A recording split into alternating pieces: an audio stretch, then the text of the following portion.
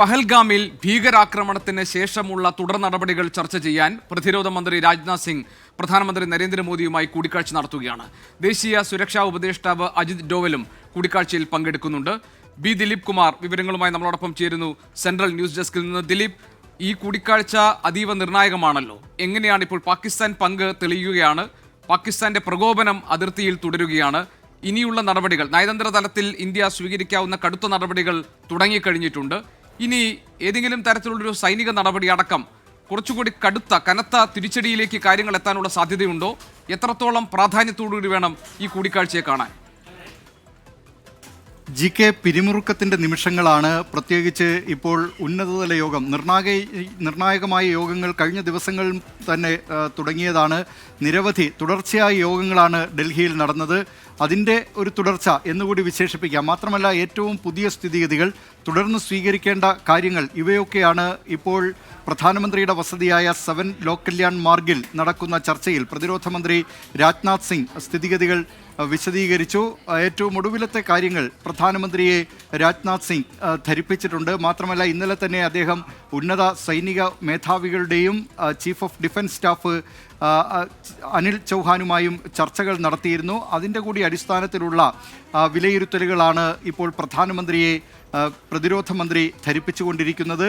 പാകിസ്ഥാന് ശക്തമായ തിരിച്ചടി നൽകും എന്ന നിലയിൽ നേരത്തെ തന്നെ ഇന്ത്യ പ്രതികരണം നടത്തിയിരുന്നതാണ്. ഭീകരതയുടെ വേരറുക്കും എന്ന കാര്യത്തിൽ യാതൊരു സംശയവുമില്ല. പക്ഷേ എപ്പോഴാണ് ഈ തിരിച്ചടി നൽകേണ്ടത്, അത് ഏത് രീതിയിലായിരിക്കണം എന്നത് സംബന്ധിച്ച ആസൂത്രണം, വളരെ ഫലപ്രദമായ തിരിച്ചടിയായിരിക്കണം നൽകേണ്ടത്. അതുകൊണ്ട് തന്നെ കണക്കുകൂട്ടലുകൾ പിഴയ്ക്കാൻ പാടില്ല എന്ന നിലയിലാണ് ഇപ്പോൾ ചർച്ചകൾ സജീവമായി കൊണ്ടിരിക്കുന്നത്. അതേസമയം പാകിസ്ഥാൻ അവരുടെ പ്രതിരോധ സംവിധാനങ്ങൾ കൂടുതൽ ശക്തമാക്കുകയാണ്.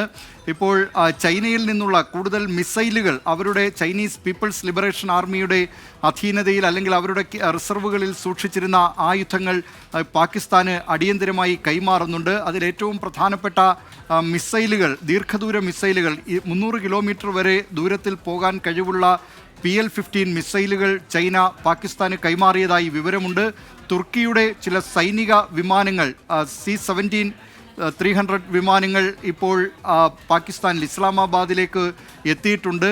അങ്ങനെ പാകിസ്ഥാൻ അവർക്ക് കൂടുതൽ സഹായം എത്താവുന്ന സ്ഥലങ്ങളിൽ നിന്നൊക്കെ സഹായം എത്തുന്നുണ്ട്. പക്ഷേ കൂടുതൽ ലോകരാഷ്ട്രങ്ങളും ഇന്ത്യയെ ഇക്കാര്യത്തിൽ പിന്തുണയ്ക്കുകയാണ്. അമേരിക്ക ഉൾപ്പെടെയുള്ള വൻ ശക്തികൾ ഇക്കാര്യത്തിൽ ഇന്ത്യക്ക് പിന്തുണയുമായി വന്നിട്ടുണ്ട്. ഏതായാലും ഈ പിന്തുണ ഒരു വശത്ത് ലോകരാഷ്ട്രങ്ങളുടെ ഉള്ളപ്പോൾ തന്നെ മറുവശത്ത് ഏത് തരത്തിലുള്ള തിരിച്ചടികളായിരിക്കണം പാകിസ്ഥാന് നൽകേണ്ടത് എന്നത് സംബന്ധിച്ച ചർച്ചകളാണ് ഇപ്പോൾ സജീവമായി നടക്കുന്നത്. GK.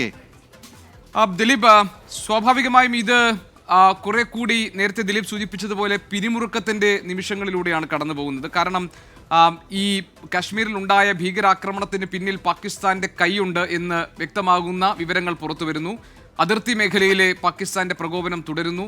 സൈനിക തലത്തിൽ ഒരു തിരിച്ചടിയുടെ സാധ്യതകൾ പരിശോധിക്കപ്പെടുന്നുണ്ട്. അതേസമയം തന്നെ നയതന്ത്ര തലത്തിൽ കനത്ത തീരുമാനങ്ങൾ എടുക്കുന്നു. ഇപ്പോൾ സ്വാഭാവികമായും ഒരു സർവകക്ഷി യോഗം ഇതിനോടൊപ്പം വിളിക്കാനുള്ള സാധ്യത കാണുന്നുണ്ടോ? പ്രത്യേകിച്ച് തുടർ നടപടികൾ സംബന്ധിച്ച കാര്യങ്ങളിൽ അതൊരു രാഷ്ട്രീയ തീരുമാനമായി വരേണ്ടത് കൂടിയാണല്ലോ. അത്തരം ഒരു സാധ്യത നിലനിൽക്കുന്നുണ്ടോ ഡൽഹിയിൽ? GK, കഴിഞ്ഞ ദിവസം കേന്ദ്ര സർക്കാർ വിളിച്ചു ചേർത്ത സർവകക്ഷി യോഗത്തിൽ സർക്കാർ സ്വീകരിച്ചിട്ടുള്ള കാര്യങ്ങൾ, ഇനി തുടർന്ന് സ്വീകരിക്കേണ്ട ചില നടപടികൾ, ഇതൊക്കെ ഈ സർവകക്ഷി യോഗത്തിൽ വിശദീകരിച്ചിരുന്നു. കേന്ദ്ര സർക്കാർ സ്വീകരിക്കുന്ന എല്ലാ നടപടികൾക്കും സർവകക്ഷി യോഗം പിന്തുണ പ്രഖ്യാപിക്കുകയും ചെയ്തു. ഇപ്പോൾ കോൺഗ്രസ് അടക്കമുള്ള പ്രതിപക്ഷ പാർട്ടികളാകട്ടെ കേന്ദ്ര സർക്കാർ ഈ വിഷയവുമായി ബന്ധപ്പെട്ടുകൊണ്ട്, പഹൽഗാം ഭീകരാക്രമണവുമായി ബന്ധപ്പെട്ടുകൊണ്ട് പ്രത്യേക പാർലമെൻറ്റ് സമ്മേളനം വിളിച്ചു ചേർക്കണമെന്ന ആവശ്യം ഉന്നയിക്കുകയാണ്. ഇക്കാര്യത്തിൽ ഇതുവരെ കേന്ദ്ര സർക്കാർ അനുകൂല നിലപാടെടുത്തിട്ടില്ല. ജമ്മു കശ്മീരിൽ ഇന്ന് നിയമസഭയുടെ പ്രത്യേക സമ്മേളനം മുഖ്യമന്ത്രി ഒമർ അബ്ദുള്ള വിളിച്ചു ചേർത്തിട്ടുണ്ട്. ആ സമ്മേളന നടപടികൾ അവിടെ പുരോഗമിക്കുകയാണ്. ഏതായാലും ഇന്ത്യ ഒറ്റക്കെട്ടായി, രാഷ്ട്രീയ പാർട്ടികൾ ഒറ്റക്കെട്ടായി കേന്ദ്ര സർക്കാരിന് ഇക്കാര്യത്തിൽ പൂർണ്ണ പിന്തുണയാണ് നൽകുന്നത്. എന്തു നടപടികൾ സ്വീകരിക്കുന്നതിനും കേന്ദ്ര സർക്കാർ എന്ത് നടപടി സ്വീകരിച്ചാലും അതിനൊപ്പം ഉണ്ടാകും എന്ന സന്ദേശമാണ് ഇന്ത്യ ഒറ്റക്കെട്ടായി നൽകിയിട്ടുള്ളത്. അതിൽ ചില നടപടികൾ, കേന്ദ്ര സർക്കാർ കൈക്കൊണ്ട ചില നടപടികൾ ഇതിനകം തന്നെ പ്രാബല്യത്തിൽ വന്നു കഴിഞ്ഞിട്ടുള്ളതാണ്. ഒന്ന്, സിന്ധു നദീതട കരാർ മരവിപ്പിക്കുന്നതിനുള്ള തീരുമാനം, അത് പ്രാബല്യത്തിൽ വന്നു കഴിഞ്ഞു. വ്യാപാര ബന്ധം നിർത്തുന്നതിനുള്ള തീരുമാനം പ്രാബല്യത്തിൽ വന്നു കഴിഞ്ഞു. ഇന്ത്യയിലുള്ള പാക് പൗരന്മാരോട് അവർ തിരികെ പോകണം എന്നത് സംബന്ധിച്ച നിർദ്ദേശവും ലോങ് ടൈം വിസയിലുള്ളവരൊഴികെയുള്ളവർ ഇപ്പോൾ മടങ്ങിപ്പോവുകയാണ്. അത്തരത്തിലുള്ള ചില തീരുമാനങ്ങളും ഇതിനകം പ്രാബല്യത്തിൽ വന്ന് കഴിഞ്ഞിട്ടുണ്ട്. GK. ദിലീപ്, ഈ തീർത്തും ഒരു സംഘർഷ സാഹചര്യം ഉണ്ടായിട്ടുണ്ട് അതിർത്തി മേഖലകളിൽ. മാത്രമല്ല, ഒരു യുദ്ധസമാനമായ സാഹചര്യങ്ങളിലേക്ക് കാര്യങ്ങൾ നീങ്ങുകയാണോ എന്ന സംശയവും നിലനിൽക്കുന്നുണ്ട്. സംയുക്ത സൈനിക മേധാവിയുമായി കേന്ദ്ര പ്രതിരോധ മന്ത്രി രാജ്നാഥ് സിംഗ് ചർച്ചകൾ നടത്തിയിരുന്നു.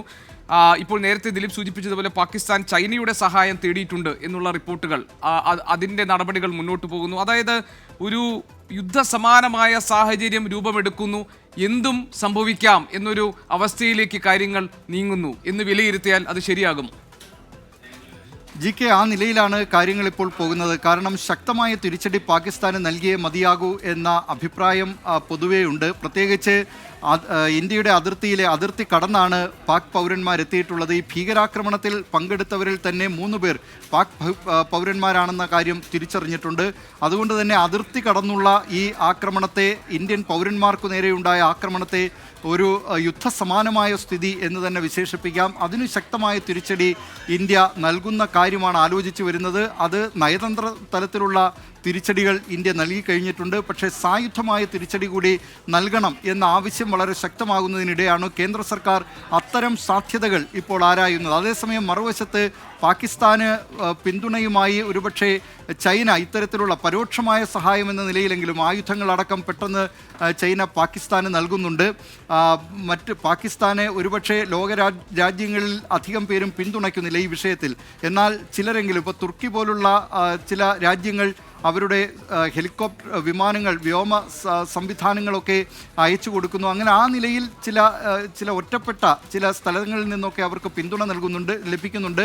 ചൈനയാകട്ടെ നേരത്തെ ഉണ്ടായ ഇന്ത്യ പാകിസ്ഥാൻ യുദ്ധങ്ങളിലൊന്നും തന്നെ ചൈന പ്രത്യക്ഷത്തിലൊരു നിലപാട് സ്വീകരിച്ചിരുന്ന രാജ്യമല്ല. ഇപ്പോഴും അവർ പ്രത്യക്ഷത്തിലൊരു നിലപാട് സ്വീകരിച്ചിട്ടില്ല. ഈ ആക്രമണത്തെ അപലപിക്കുകയൊക്കെ ചെയ്തിട്ടുണ്ട്. പക്ഷേ കഴിഞ്ഞ ദിവസം UN പ്രമേയം അത് ദുർബലപ്പെടുത്തുന്നതിന്, അതായത് ശക്തമായ വാക്കുകൾ ഒഴിവാക്കുന്നതിന് പാകിസ്ഥാനൊപ്പം ചൈന ആ നിലയിലുള്ള ചില സമ്മർദ്ദങ്ങൾ ചെലുത്തിയിട്ടുണ്ട്.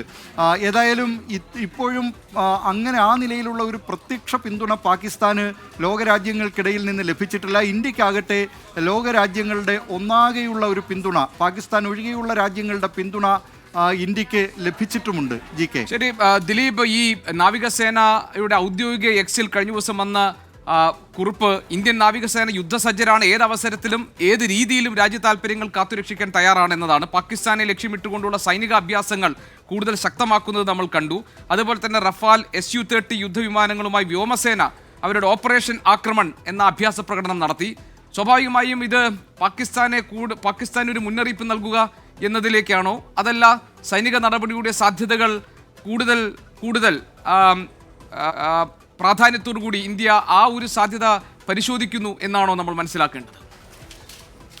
GK, ഇന്ത്യയെ സംബന്ധിച്ച് കര, വ്യോമ, നാവിക ആ നിലയിലുള്ള ആ മേഖലകളിലുള്ള പ്രതിരോധം കൂടുതൽ ശക്തമാക്കുകയാണ്. മാത്രമല്ല, വേണമെങ്കിൽ ആക്രമണ സജ്ജമായി തന്നെ ആ നിലയിൽ തയ്യാറെടുപ്പുകളുമായാണ് ഇന്ത്യയുടെ വ്യോമ, കര, നാവിക സംവിധാനങ്ങൾ ഇപ്പോഴുള്ളത്. അതുതന്നെ അതിർത്തി പ്രദേശങ്ങളിലൊക്കെ, പ്രത്യേകിച്ച് അറബിക്കടലിൽ ഇന്ത്യയുടെ നാവിക വ്യൂഹങ്ങൾ, വിമാനവാഹിനി കപ്പലുകൾ അടക്കമുള്ളവ ഇപ്പോൾ തന്നെ നങ്കൂരമിട്ടിട്ടുണ്ട്.